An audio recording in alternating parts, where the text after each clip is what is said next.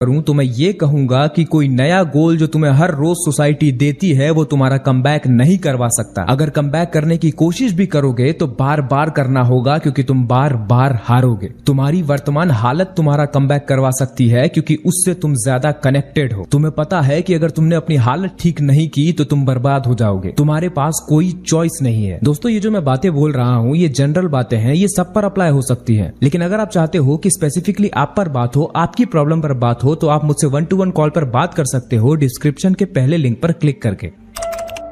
दूसरी चीज जो तुम्हारा कमबैक होने से रोकती है वो है तुम्हारा खुद का शरीर। एक बात ध्यान से समझो कि 3 रास्ते होते हैं जिस पर तुम चलते हो, लेकिन चलना तुम्हें इनमें से सिर्फ एक पर होता है। पहला रास्ता वो है जिस पर चलने के लिए तुम्हें सोसाइटी उकसाती है। दूसरा रास्ता वो है जिस पर चलने के लिए तुम्हारा शरीर तुमको उकसाता है। और तीसरा रास्ता वो है जिस पर सच में तुम्हें चलना चाहिए। अब जैसे मैंने पिछले चैप्टर में बताया कि अगर सोसाइटी के रास्ते क्या करना है तो मैं कैसे उसे छोटे से छोटे लेवल से स्टार्ट करके बड़े से बड़े लेवल पर ले जा सकूं। बिल्कुल इसी तरह से हेल्थ भी है। जिम में अगर कंसिस्टेंट होना चाहते हो तो पहले ये समझो कि जिम जाना क्यों है। क्या एक अच्छा शरीर तुम्हारी सिर्फ एक इच्छा है कि हाँ अगर बॉडी बन गई तो लोग इंप्रेस हो जाएंगे, लड़कियां पास आ जाएंगी? अगर तुम्हारा ये रीजन है जिम जाने का तो ये रीजन बहुत ज्यादा स्ट्रांग नहीं है। लोग अगर तुमसे इंप्रेस ना भी हो तब भी तुम्हारे लिए चलेगा, इसलिए तुम जिम कंसिस्टेंटली नहीं जाओगे। लेकिन अगर शरीर बनाना तुम्हारी अर्जेंसी है, तुम ये समझ पाते हो कि ये दुनिया कमजोरों को दबाती है, जो रोता है उसे रुलाती है, लेकिन ताकतवरों पर उसका कब्जा नहीं चलता। और मैं नहीं चाहता कि मुझे कोई दबा पाए, कोई दर्द दे पाए। मैं अपने आप को कमजोर नहीं देख सकता, इसीलिए मैं जिम जाता हूँ। तो ये रीजन बहुत ज्यादा स्ट्रांग है। ये रीजन तुम्हें हर रोज जिम में भेजेगा क्योंकि ये रीजन तुम्हारी जिंदगी की अर्जेंसी है। अगर जिम नहीं जाओगे तो ये एक्सेप्ट कर रहे हो कि जब तुम्हें कोई थप्पड़ मारे तो तुम उसे सह जाओगे। कोई तुम्हें दबाएगा तो तुम रोने लगोगे, लेकिन कभी विरोध नहीं करोगे। अगर इस पूरे चैप्टर को तुम्हारी लाइफ के लिए यही बेस्ट है। तुम ये ना सोचो कि यार देखो दुनिया ये कर रही है, वो कर रही है, ऐसा कर रही है, वैसा कर रही है। तुम्हें दुनिया के बारे में नहीं सोचना। तुम्हें इस वक्त अपने आप को देखना है कि तुम्हारे पैर कहां पर अटके हुए हैं और तुमको वहां से अपने पैर को बाहर निकालना है। अगर पैसा कमाना इस वक्त तुम्हारी जिंदगी की सबसे बड़ी जरूरत है तो सबसे पहले जो दुनिया ने तुम्हें बता रखा है, जो सोसाइटी ने तुम्हें बता रखा है, उसे जरा साइड में करो। बिल्कुल फंडामेंटल्स पे चले जाओ और पहले ये समझो कि इंसान को इस दुनिया में पैसा मिलता कब है, वो पैसा कमाता कब है। इंसान को पैसा तब मिलता है जब इंसान इस दुनिया को बेहतर बनाने में कोई कंट्रीब्यूशन देता है। उसे पैसा तब मिलता है जब वो इस दुनिया की या फिर इस दुनिया में रहने वाले लोगों की किसी प्रॉब्लम को सॉल्व करता है, जब वो उनकी जिंदगी में कोई वैल्यू ऐड करता है। अब जैसे ही तुमको ये बात पता चल गई, तुमको एक बेस मिल गया कि तुम स्टार्ट कहां से करोगे। अब तुमको एक रूल मिल गया जिसे फॉलो करके तुम आगे बढ़ सकते हो। अब तुम बैठ के ये फिगर आउट कर सकते हो कि मैं ऐसा क्या करूं, ऐसी क्या प्रॉब्लम सॉल्व करूं कि लोग मुझे उसके बदले में पैसे दें। और अगर मुझे पता